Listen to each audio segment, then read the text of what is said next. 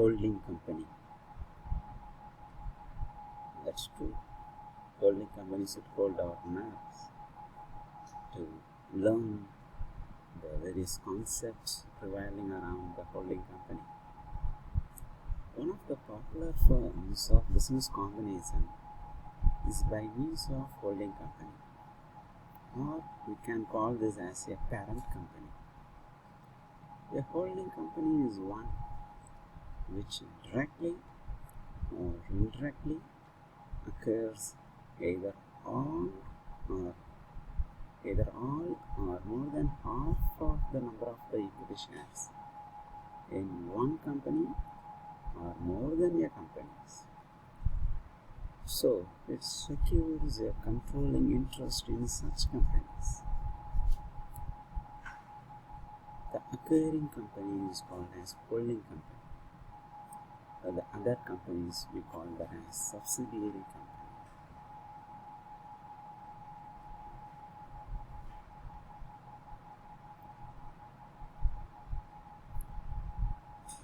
The holding companies are able to nominate the majority of the directors of subsidiary company, and therefore the holding company controls all such subsidiary companies.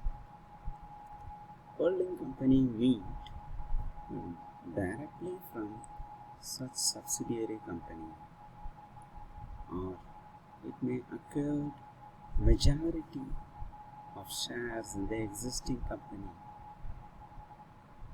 Such company also considered as subsidiary company, in which holding company acquired majority of the shares.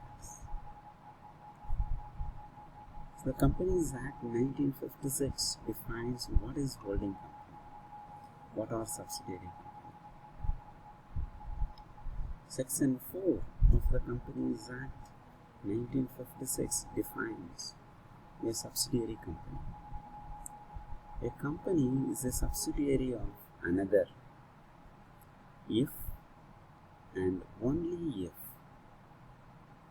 that other company controls the composition of its board of directors or than that of others, where the first mentioned company is an existing company and in respect of which the holders of preference shares issued before the commencement of this act have the same voting rights in all respect as the holders of equity shares exercises and controls more than half of the total voting power of such company. So in that case, you get to know what is holding company and subsidiary company. Second, where the first mentioned company is any other company holds more than half in a nominal value of its equity share capitals, then the first company is called as holding company, and thus later we call that as subsidiary company.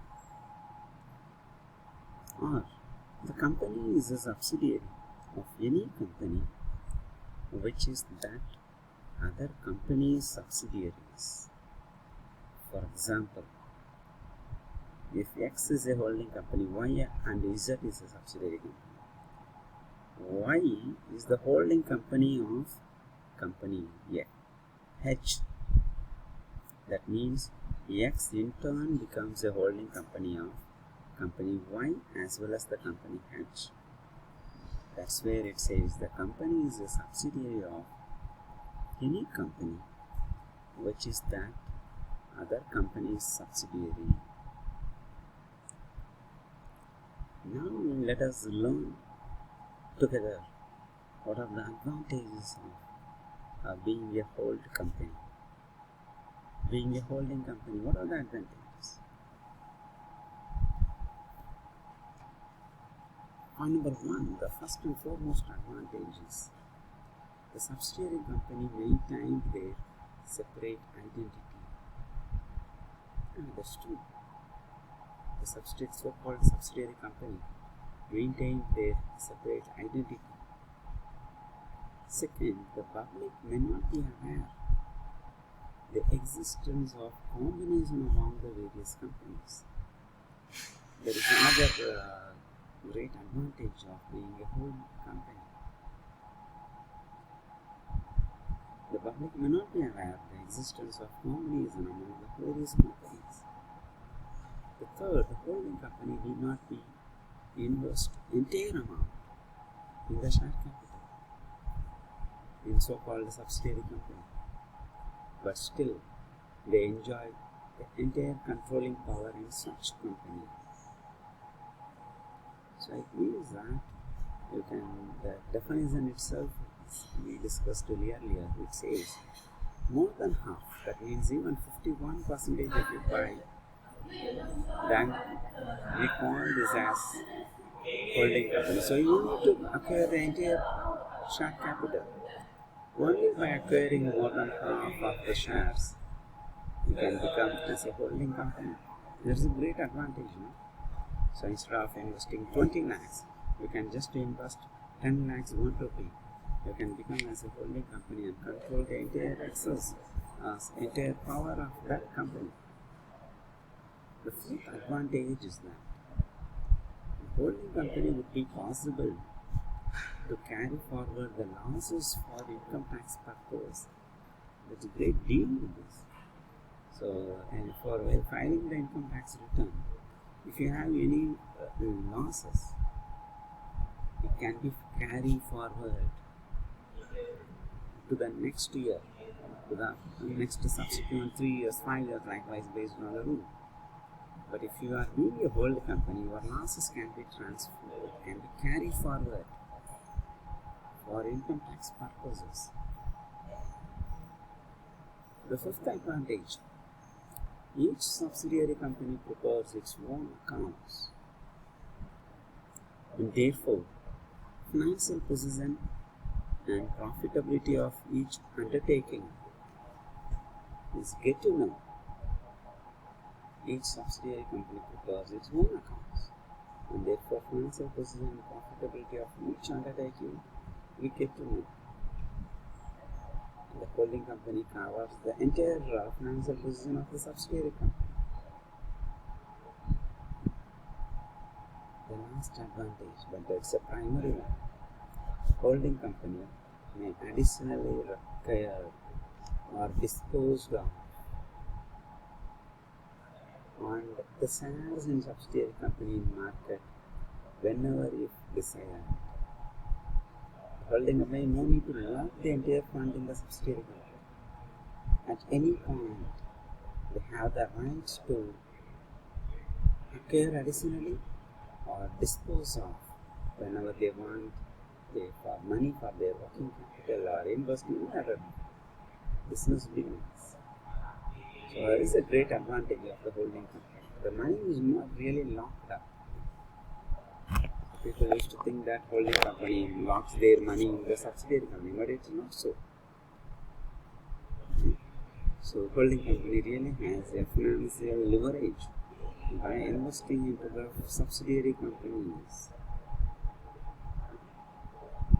What are the disadvantages of holding companies?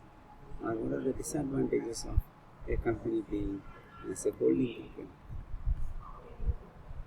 There is a possibility of fraudulent manipulation of accounts. We are not saying there should be. No, there is a possibility.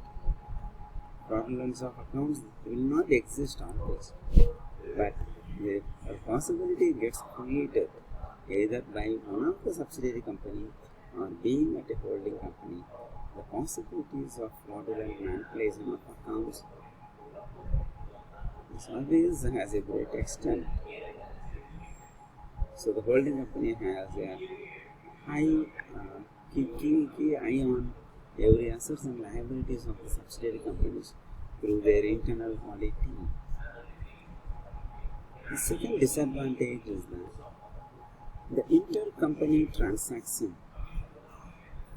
may not be at a fair prices. The intercompany transaction, which means between the holding and subsidiary company, or between the subsidiary companies, or between the subsidiary company and the holding company.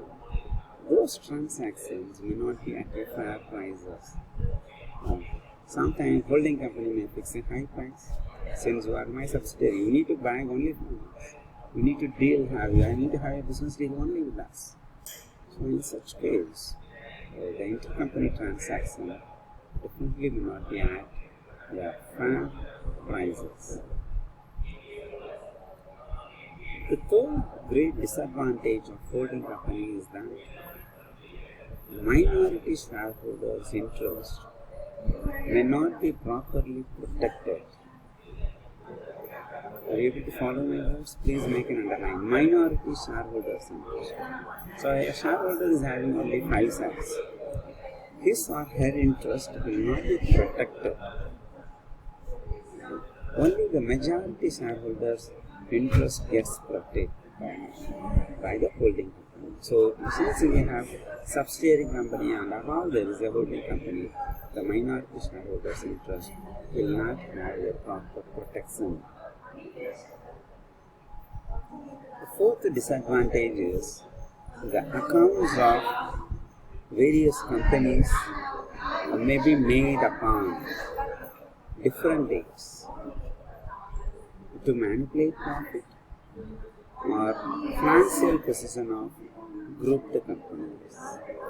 So the accounts of various companies may be made upon different dates to manipulate profit or differential position of grouped companies. Without this possibility is there. The possibility is high. Then the fifth disadvantage is the shareholders in the holding company may not be aware of the true financial position of the subsidiary company.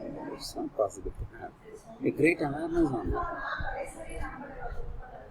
So all the shareholders will not be aware of it. Maybe the shareholders who have some accounting background, they may be able to read the holding company balance sheet. Whereas the shareholders in the holding company, all the shareholders may not be aware of the true financial position of the subsidiary company. The creditors and outsiders in the subsidiary company may not be aware of true financial position of the subsidiary company. That's really great damage to the business. When the creditors and outsiders in the subsidiary company, if they are not aware about the financial position, but it is really pathetic to know. So we are the holding company, and we have this great disadvantage to the subsidiary company. The seventh great disadvantage is the subsidiary company may be forced to appoint a person of the choice of holding. For example, auditor, directors, other officers, all in the top position at individually high revenues. So what happens? Those appointed persons will always have an identity to report to the holding company and frame the financial position based on the holding company's request. The subsidiary company may be forced for business or sale of goods, sale of some assets as per the direction of holding company. So if they are about to sell some plant and machinery, or if they are about to buy, or if they are about to invest in a good plant, then the holding company approval, they need to seek the holding company approval. So they need to wait for the direction of the holding company. There is another great disadvantage which lends to the subsidiary company. It happens by nature. Right? So the disadvantages are more than the advantages. So to overcome these disadvantages, the company, the holding company as well as the subsidiary company should have an ethical background to overcome. Ethical background as well as an dual mutual agreement to overcome these barriers and disadvantages by having a proper understanding So with this, let us have a quick recap what we have seen. What is the meaning of holding company, subsidiary company as per the Companies Act, and what are the advantages and disadvantages of this. And in next lecture, we will be learning about how the accounts of holding companies are presented. Thank you. Have a good day.